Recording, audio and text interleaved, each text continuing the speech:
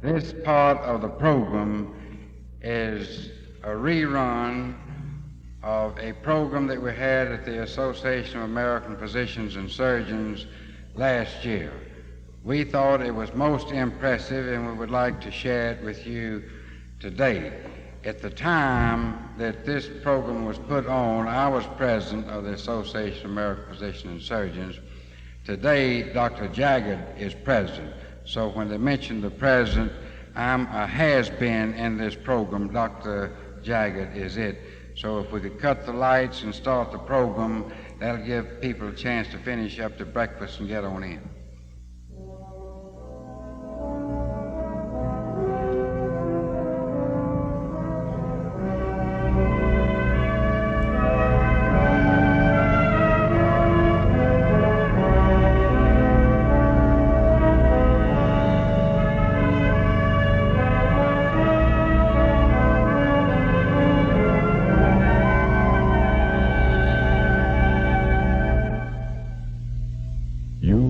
Light of the world. A city that is set on a hill cannot be hid. Neither do men light a candle and put it under a bushel, but on a candlestick, and it giveth light unto all that are in the house. Let your light so shine before men, that they may see your good works.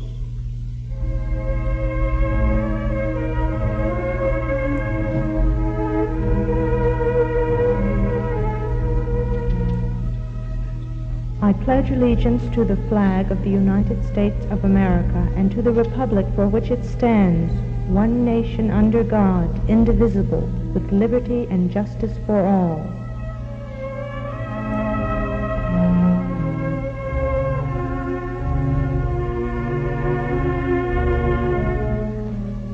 As a doctor, following in the glorious and ancient tradition of the physician's oath, I will follow that method of treatment which, according to my ability and judgment, I consider for the benefit of my patients, and abstain from whatever is deleterious and mischievous. With purity and with holiness, I will pass my life and practice my art. Into whatever houses I enter, I will go into them for the benefit of the sick, and will abstain from every voluntary act of mischief and corruption. Whatever, in connection with my professional practice, or not in connection with it, I may see or hear in the lives of men, which ought not to be spoken abroad, I will not divulge, as reckoning that all such should be kept secret. While I continue to keep this oath unviolated, may it be granted to me to enjoy life and the practice of the art, respected by all men at all times. But should I trespass and violate this oath, may the reverse be my lot. We, the people of the United States, in order to form a more perfect union, establish justice, ensure domestic tranquility, provide for the common defense, promote the general welfare, and secure the blessings of liberty to ourselves and our posterity, do ordain and establish this Constitution for the United States of America. As an ethical doctor, I believe that a physician should practice a method of healing founded on a scientific basis, and he should not voluntarily associate professionally with anyone who violates this principle. A physician should not dispose of his services under terms or conditions which tend to interfere with or impair the free and complete exercise of his medical judgment and skill, or tend to cause a deterioration of the quality of medical care.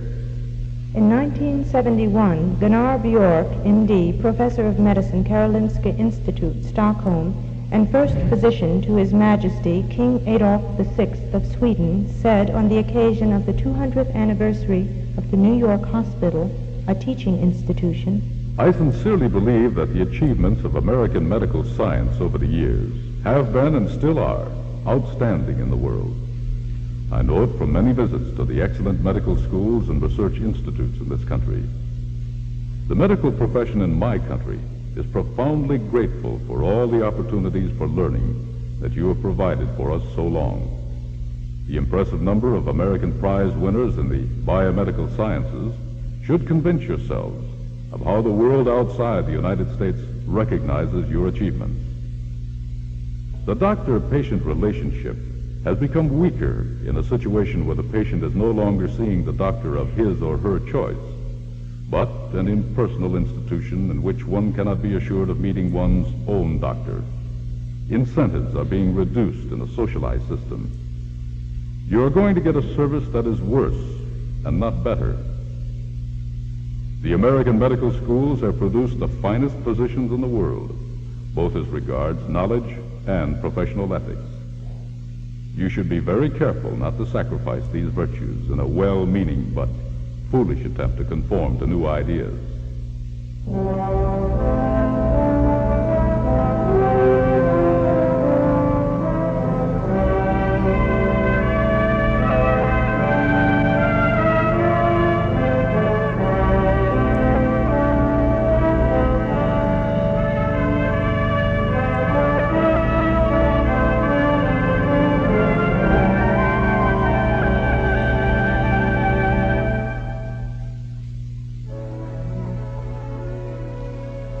As a citizen of this great country, which is the last hope for free men, I believe in the American competitive enterprise system, that man's search for progress should be encouraged by maintenance of opportunity, not hindered by illusions of security, that a person should be rewarded in accordance with his productive contribution to society, that every man is entitled to own property, earn money honestly, save, invest, and spend as he chooses. That property rights cannot be taken away without infringing on rights guaranteed by the Constitution. That the Constitution is the basic law of the land. Long-established interpretations should be changed only by constitutional amendments. That government should operate impartially in the interest of all. That government's regulatory function should be based on law. That government should stimulate, not discourage, individual initiative. That propagandizing by government is dangerous to the maintenance of self-government. That voluntary cooperation is the primary basis of the American system.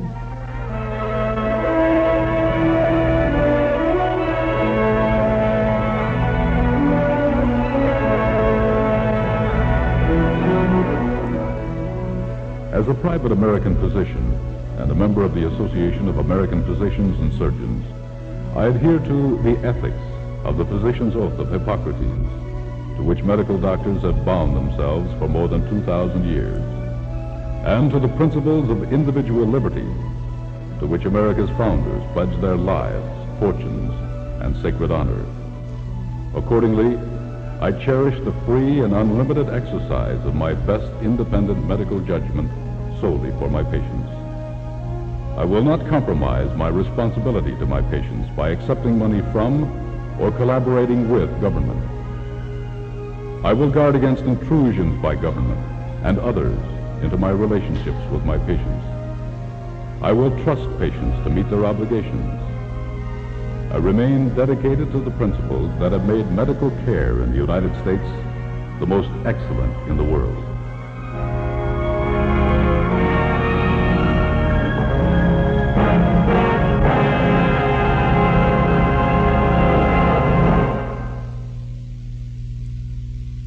Ladies and gentlemen, the biblical reference to light that opened this 1972 Private Doctors Institute of the Association of American Physicians and Surgeons does not refer specifically to the medical profession, but it well might. For the medical profession, like the city set on a hill, cannot be hid. Even the smallest point of light that emanates from so prominent a profession will be seen. And when darkness surrounds you, your many points of light will be seen all the more clearly. As an example of the power of one person to dispel darkness and ignorance, Dr. Thomas G. Dorrity, President of the Association of American Physicians and Surgeons, will now light one small candle.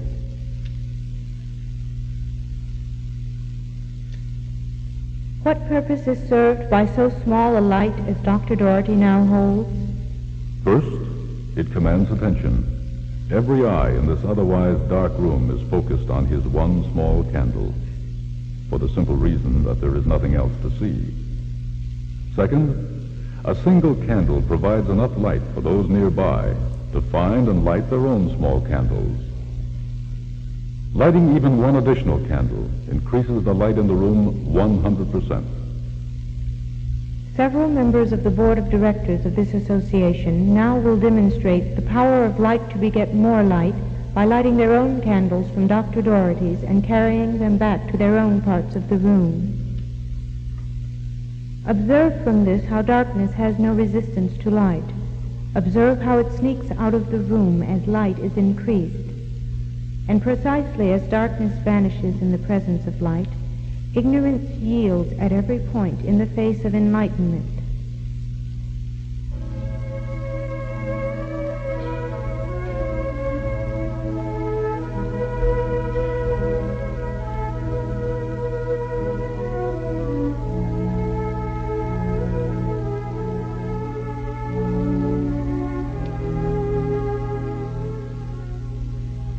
There exists a vast ignorance in this land of ours about the principles which brought America to the very peak of humanity and greatness.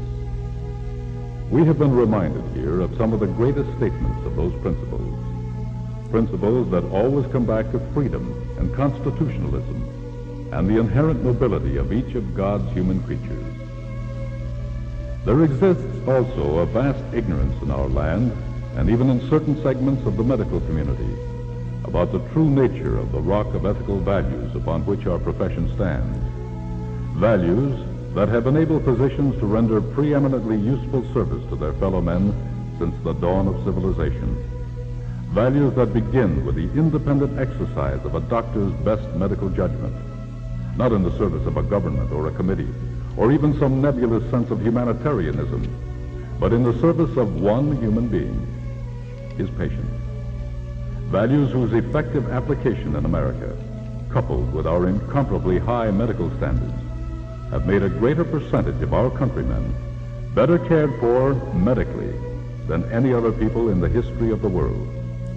We have heard our medical system described as the world's finest by no less an authority than one of the leading doctors in Sweden, a country that has taken the dark road to socialized medicine. In spite of the vast ignorance about liberty and medicine, we can dispel it. We can dispel it with our small pinpoints of light and truth. Those directors who earlier lit their own candles from Dr. Dorrity's small lone candle will now use that same flame to light the other candles at their respective tables. And this shows how light and truth can rapidly multiply once the trend starts. With that sort of increasing candle power, we can and must proclaim the moral rightness of medical freedom. Freedom for a good doctor whose values and standards are and always will be higher than any government, to exercise his independent best judgment solely in the service of his patients. Freedom for a patient to have access to that sort of objective judgment. Freedom to choose one's own doctor or change doctors at will.